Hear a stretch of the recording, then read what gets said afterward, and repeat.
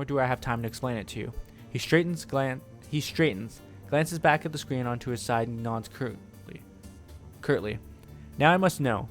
How did you learn that I was still alive? How did you even know to look for me? Did someone send you?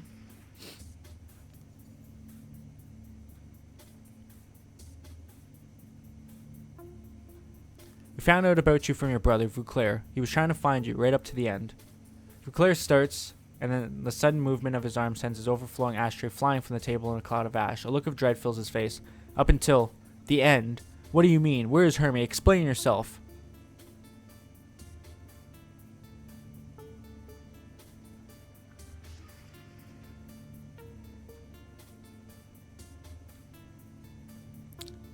Sorry, Doc. He was digging too deeply into Fiercewinge, so Apex killed him. He slumps into the chair next to him, his whole body shaking. I didn't. He is suddenly overcome by another fit of coughing. He steadies himself on one arm of the chair. Apex. He clutches his chest. I should have never trusted that thing. He closes his eyes and a tear traces its way down the gaunt hollow of his cheek. Oh, Hermie, the thing I've sacrificed. All for this, all for Pansia, all for tonight.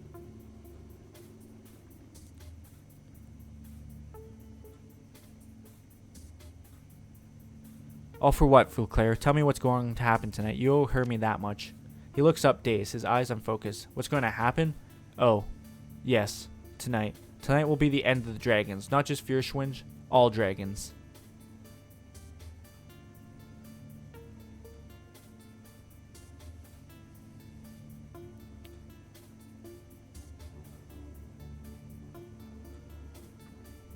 There are quite a few dragons out there, Doc. Powerful dragons. I don't think they'll support your plan. They won't have a choice in the matter. Vauclair fumbles in his pockets, produces a fresh cigarette. He lights it with shaking hands and breathes in deeply. The orange glow of the cigarette flares bright. When he exhales, the words spill out with the smoke. The firewing burned and murdered and caused untold damage in her bestial rage. Until the Dragonfall, until I stopped her. But that destruction was merely a symptom of a greater cancer. Fiercewinge wrought destruction with fire and claw. The dragons of today, Loffrey, Dunscalon, Caldery, they killed and conquer with subtler tools. Deception, manipulation, corruption. He spits with disgust. They use us as pawns, playing pieces, puppets in their millennial-long machinations. Oh yes, dragons are a cancer, one that will conquer, or worse, destroy all of humanity if we do not stop it, one that metasized when the world awakened. In ironic metaphor, since it was the falling of my own body that allowed me to see it.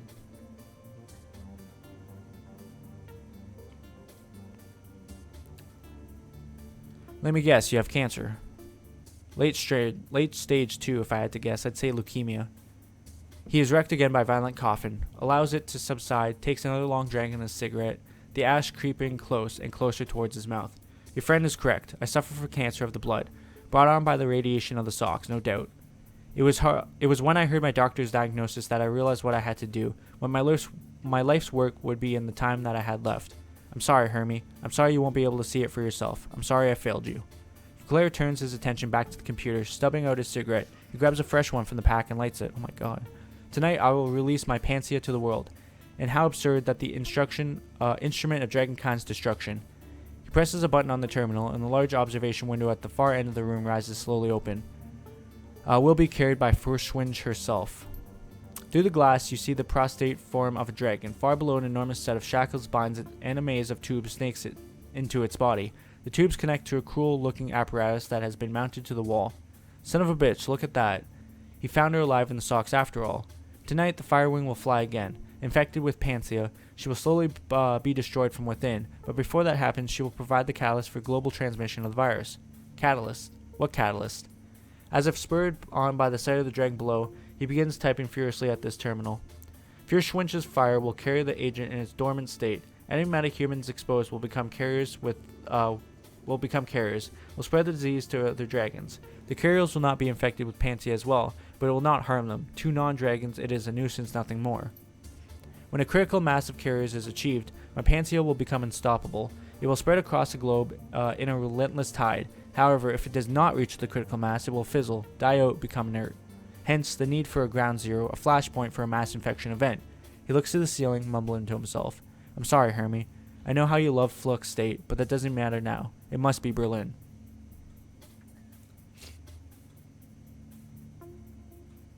I understand your reasoning, but there has to be a better way.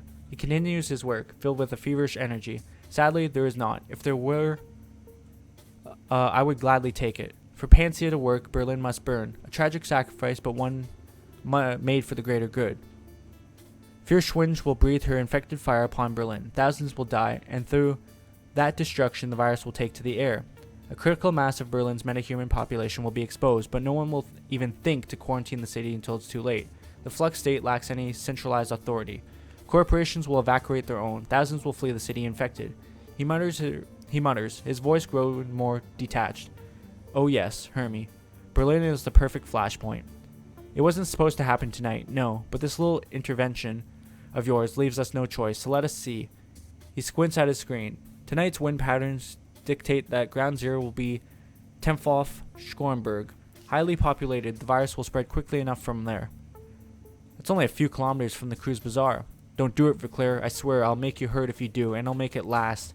Verclair sighs, shuts his eyes tight, brings a shaking hand to his temple. We all know that is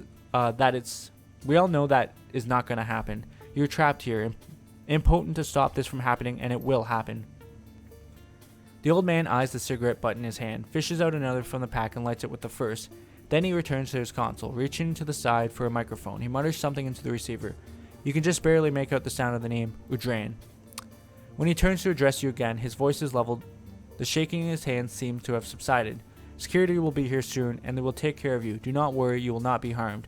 The sacrifice that I'm making tonight is a necessary evil. It cannot be helped, but so long as you remain confined, I see no reason to kill you too.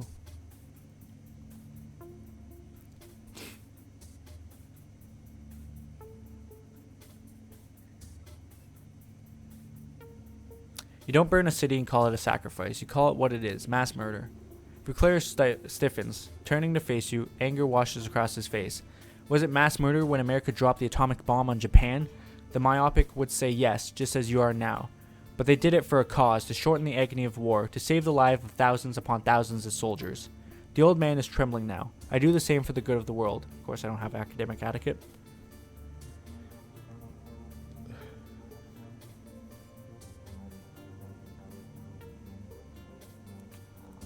I'm not buying it, Doc. Ending a war and exterminating an entire intelligent species are two very different things. Don't be so self-righteous. We drive new species to extinction every single year on this planet. Dragons, at least, we have cause to destroy. Humanity was born to reproduce, to multiply. But dragons weren't born to acquire, to accumulate, to hoard. Both strive to bend the world to their will. Humanity has conquered the air, land, and sea through sheer numbers. Dragons, however, employ different means altogether. Throughout history, they have allowed us to do the heavy lifting while they pull the strings. There are 17 great dragons in the world today, 17 ancient worms, millennial old, slowly dividing the planet into 17 piles of gold to nest upon, in front of our eyes. Once upon a time, they burned Castle to steal the treasures we collected, laid waste entire armies. But here in the sixth world, it is no longer about tooth and claw and fiery breath.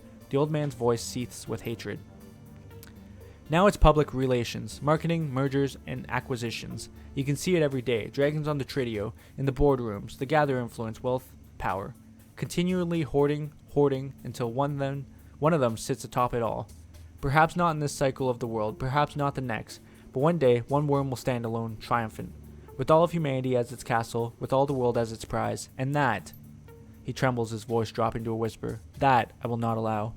You know, the worst thing is he's not wrong. Although I'm sure we're right with some of this. I'm sure that the dragons aren't just going to fuck things up for everyone. And that there are good dragons that will oppose these so-and-so bad dragons. But he isn't wrong. Dragons' prime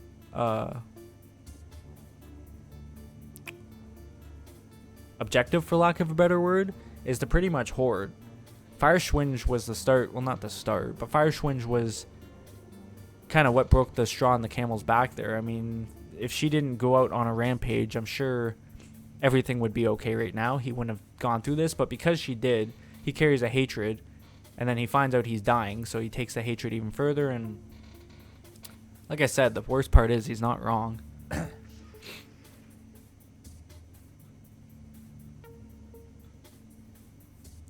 How are you going to get Fürschwinge to go along with this plan of yours?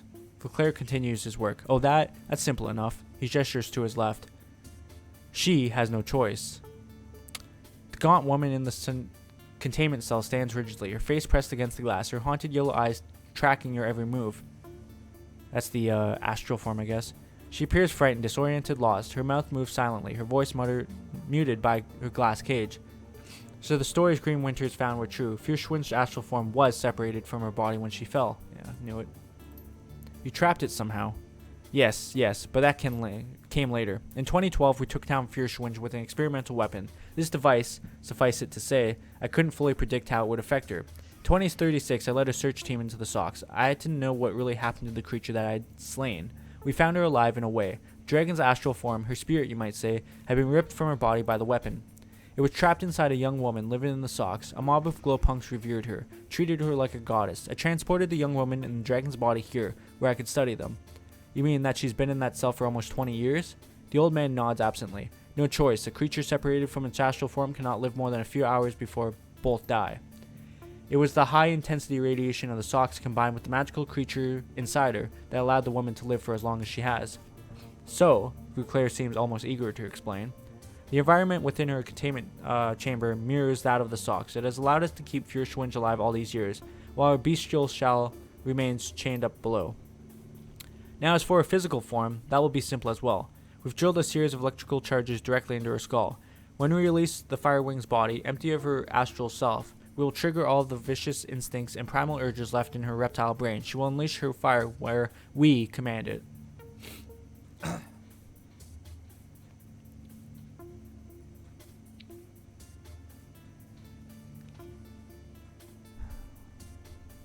That's horrific, even for a mass-murdering dragon. He shakes his head. Misplaced empathy. That beast blazed a path of fire destruction across Germany. But no matter. I have more important things to do than to debate the morality of this with you. Fiercewind must fly. Berlin must be sacrificed, and it must be tonight. Now, where is that damned Udrain? Well, what if the virus mutates into a strain that can kill us too?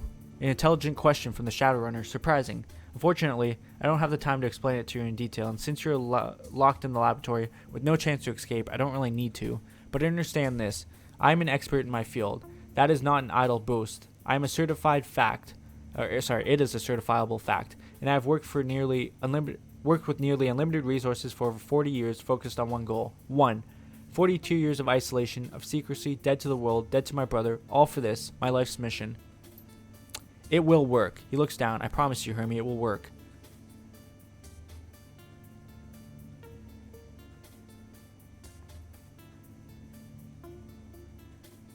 Ah, the because I said so defense. Very professional of you, Doctor.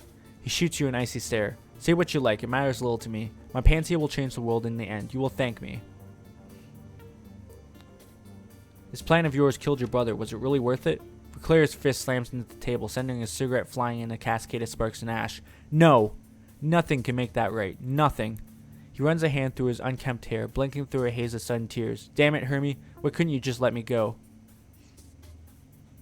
You don't have to add to his loss, Doctor. This doesn't need to continue. He covers his eyes. No. I'm afraid it does. I love my brother more than you could know. But he wipes away the tears, looks you in the eye. This changes nothing. My brother's death only straightens my resolve. Were I to stop now, his loss would be in vain. He would want me to continue.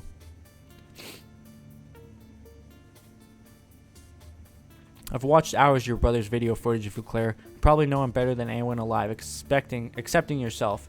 His face twists into an ugly sneer. You've watched footage, and that makes you think that you know the man? You know nothing. I know that he begged you to stop all this years ago. He begged you to, and you promised him that you'd try. Claire falls silent. A wisp of smoke traces its way from the tip of the cigarette to the ceiling. He's right, Claire. Your brother was a miserable bastard, but he did die trying to save you. If you don't turn back from this, his death will have meant nothing at all. That's enough. Hermie's death was a tragedy. I will not let you use it to manipulate me. Claire straightens. He looks angry, but behind the anger you can see a deep fatigue.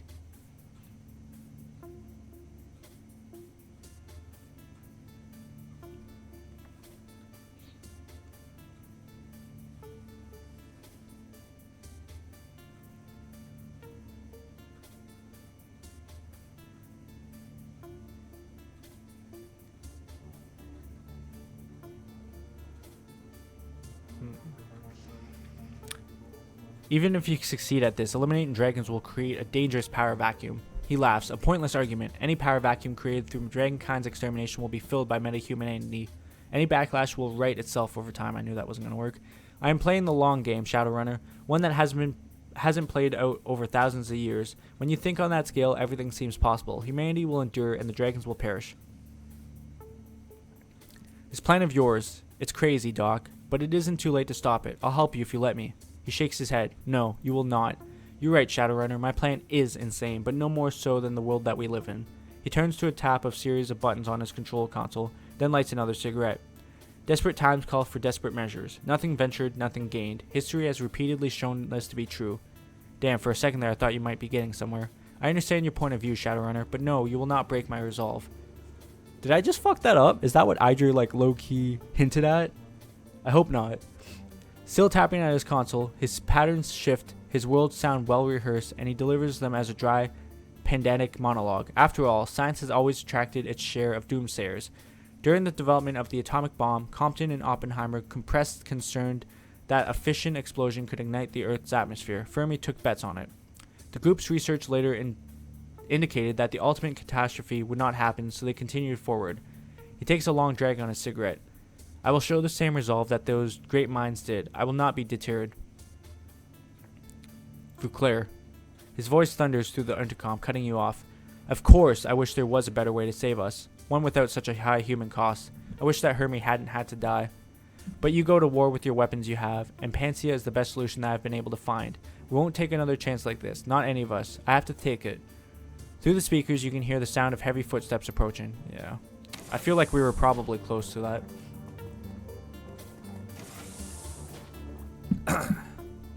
Udran. Good. It's about time you showed up. Sorry, Doctor. We were waking up the dragon's physical form. It required some care, but the procedure is ready to begin now. You should see to it. The orc stares at you from behind his glass, his scarred features withering in the dancing light of Vauclair's monitor. Looks like you trapped the thugs who were attacking the manor. Yes, they won't be a problem any longer, but with Apex gone, our security is still compromised. We'd best still hurry. Oh, and Udran, don't forget to clean the containment unit afterwards. The virus will kill Fierschwinge along with the rest, and when it does, her astral form will perish as well. Human host or no. We're going to stop you, Vauclair. We'll find a way. Idri's lips curl into a snarl. And we'll make it painful. Udran twists suddenly towards the glass. Quiet. Everything's ready in the chamber, Dr. Vauclair. I think you should start the procedure yourself. Vauclair brings his cigarette to his mouth and inhales sharply, holding it for a long moment. Yes, my friend. He looks to the ceiling. It's time, Hermie. Let's do some good. Vauclair stubs out the last cigarette with a heavy sigh. I will begin the infusion process. Udran, please make sure our guests here are securely locked away before you come down. I am so sorry, Cyber Ninja. Sorry for your friend Paul Amsel. Sorry for Fru Schaefer. Sorry for the Cruz Bazaar. Sorry for Berlin. I wish there was another way.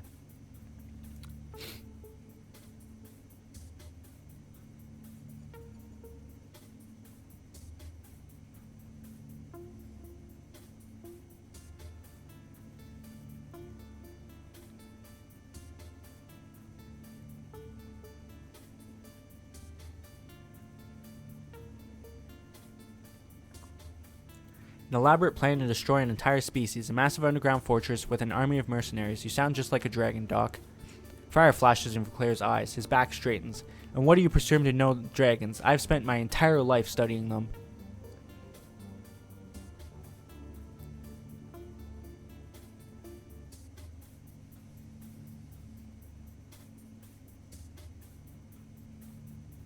Look at yourself. You're nothing more than the other side of the same coin. Those in power manipulating those who aren't.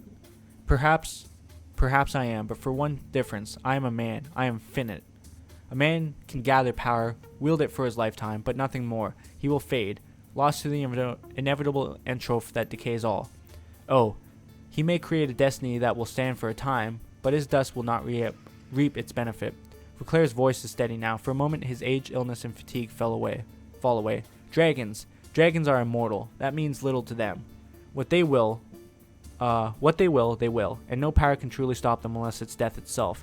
War, plague, famine, natural disaster, setbacks. Merely setbacks. Of rice eternal. No, Shadowrunner, I am not one of them. No more than you are. Vauclair looks down for a long moment and turns and exits the room. I feel like we were on the verge of talking him down, but I don't think we were going to get there. Because he made some valid points all along his speech there. Udran turns to stare at you through the glass, his lips curl into an insolent smile. Hi again. Long time. How's Amsel doing? That hole in his brain pan heal up okay? Glory fixes the orc with a cold stare. Taunt all you want. If we get out of here, you'll wish you never set foot in the Cruz Bazaar.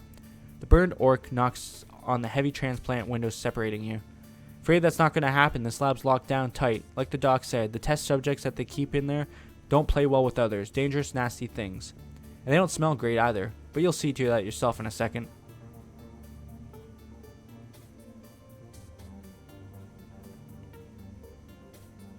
Been meaning to talk to you about that. You could use some deodorant yourself, big guy. The stink from your smoldering corpse will cover it, asshole. He checks the monitor. Listen, I gotta go. Have fun with the test subjects while I'm gone. He grins and flips the switch on the console. You hear the hiss of doors sliding open nearby. If you're still alive when I get back, I'll put a bullet in you or something. I feel like the plan here is killing the astral form.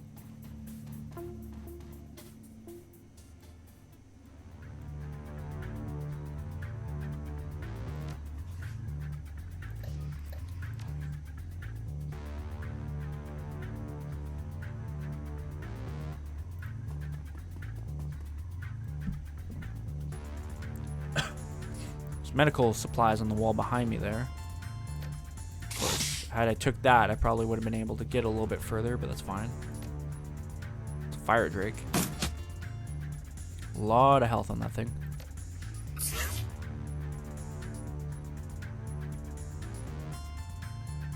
Push up to there.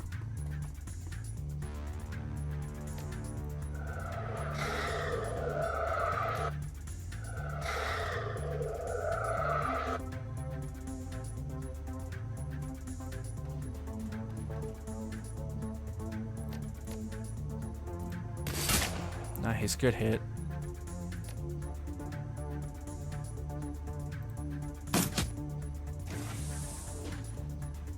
Another one. I was about to say, what happened to my fucking other turn? Damn. Okay. I see you.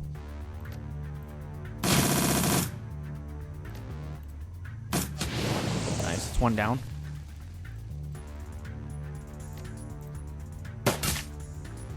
It's a fire drake, so I don't think fire rounds are really going to affect it, but apparently I'm wrong. And not that tough, actually, all things considered.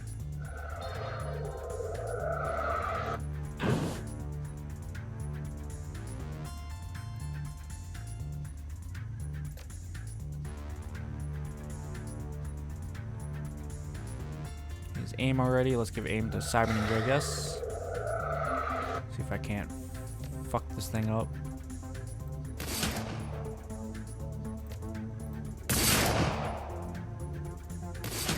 Nice. There's another one. There's probably a fourth one too. Of course, this one's behind the counter and I can't see it.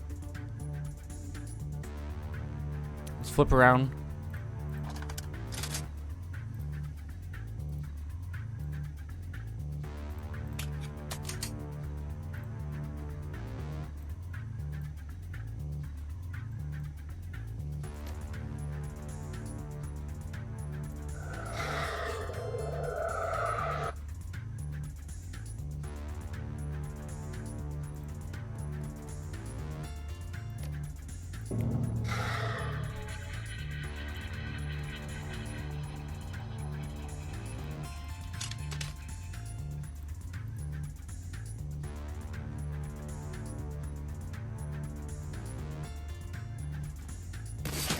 Game's like, by the way, look at this, and I'm like, I don't know what I'm looking at, but okay. Like I said, though, I have a feeling if we kill the astral form,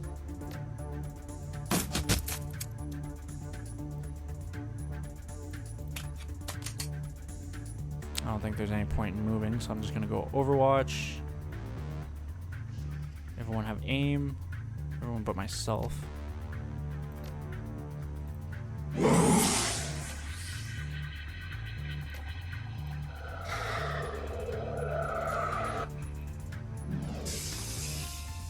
Nice, I hit. Didn't think I was going to. Apparently I have line of sight. Oh my god.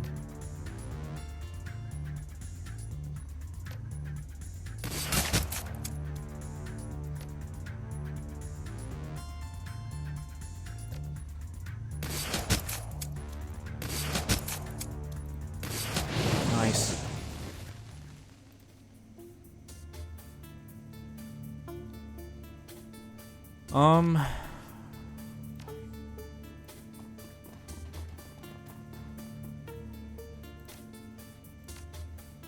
it's still there. Cool. Let's go ahead and use some of the healing items first.